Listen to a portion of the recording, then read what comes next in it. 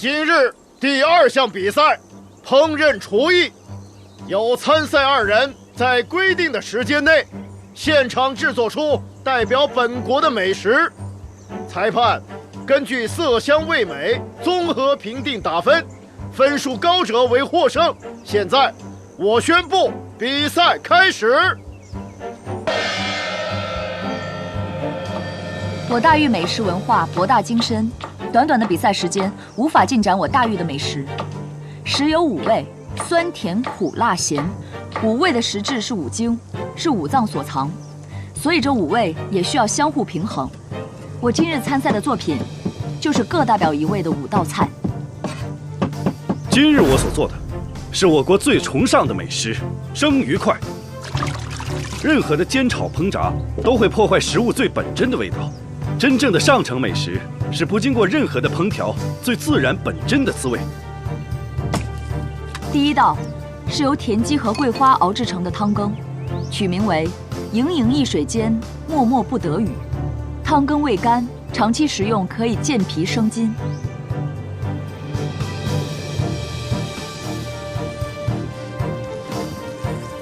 第2道是将槐叶榨成汁，和入面中，配上豆腐和芹菜，白绿相间。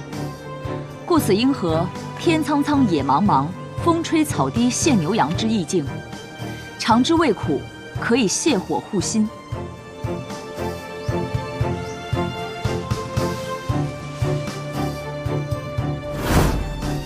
真是无声息下飞碎雪。东国选手生鱼块的刀法的确精妙。东国生鱼块制法本出自我大峪，如今却有青出于蓝而胜于蓝之势。唉。第3道，光明炙虾，点燃海草，将活虾熏制得晶莹剔透。因食材和燃料都是出自于大海，所以取名为本是同根生，相煎何太急。食用的时候配以芥末，味辛，可以宣肺祛寒。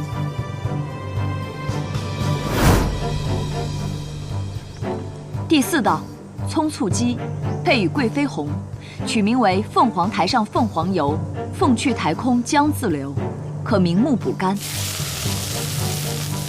第5道是将羊骨髓和鹿肉灌入牛肠烹饪而成，配上美酒，咸中带香，可以滋阴补肾，取名为烹羊宰牛且为乐，会须一饮300杯。你前面的名字还算有些意思，不过后面那句，未免过于直白无味了吧？素来听闻大峪人才济济，看来也不过如此嘛。我大峪地广物博，食材丰富，可能让东国来的使者有些看花了眼。正所谓自古圣贤皆寂寞，唯有饮者留其名。如果说东国来的使者无法参透我这大峪的美食，那么也可以品尝一下我作为配菜的小酒，也让我们尽了地主之谊，不至于让别人家笑话。你，蝶衣说得好。哼，如此优雅的菜名，恐怕不是一一想出来的吧？蝶衣这么聪明，想出这样的菜名也不奇怪。哼。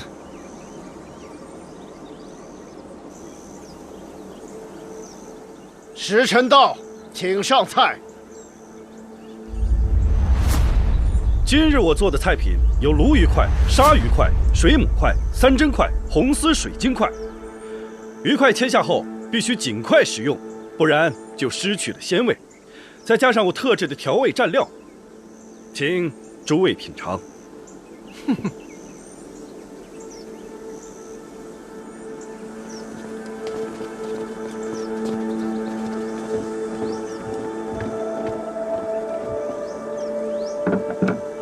请裁判品尝。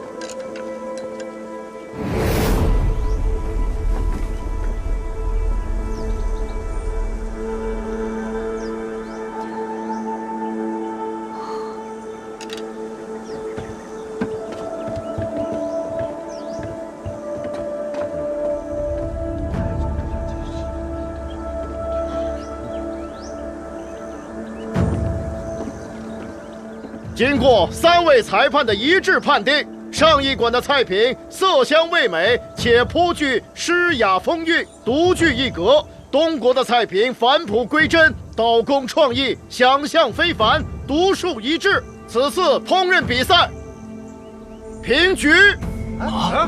平局？烹饪比赛只会做生鱼，如此简单还平局，不公！不公！就是裁判有失偏颇。我们比的是厨艺，而厨艺靠的是色香味，而色当然是靠刀工和想象力。要是我说嘛，不应该是平局，应该是我东国获胜才对。裁判，学生有几句话，不知当不当讲？你说。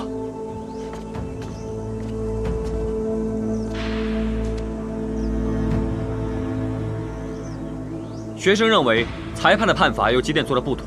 其一，厨艺比赛的规则是制作本国的特色美食，而这生鱼块却是由我大玉传至东国，如何代表你本国的特色？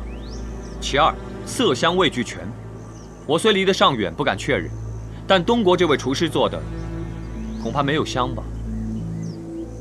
的确，生鱼片闻起来并没有什么味道。其三，也是最重要的一点，东国使者做的生鱼块采用的是巴鱼、鲨鱼，都是此时节正在产卵的鱼。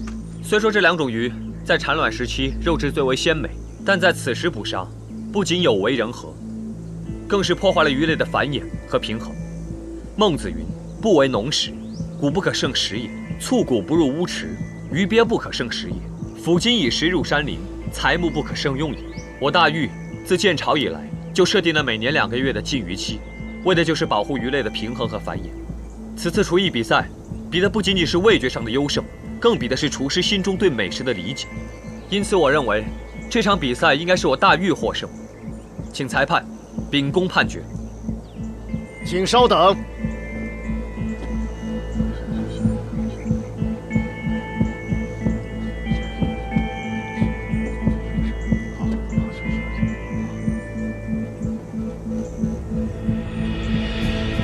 诸位，经过3位裁判的再次商议，得出最后结论：现在是禁渔期，鱼类产卵纯属于只顾当前，不顾以后。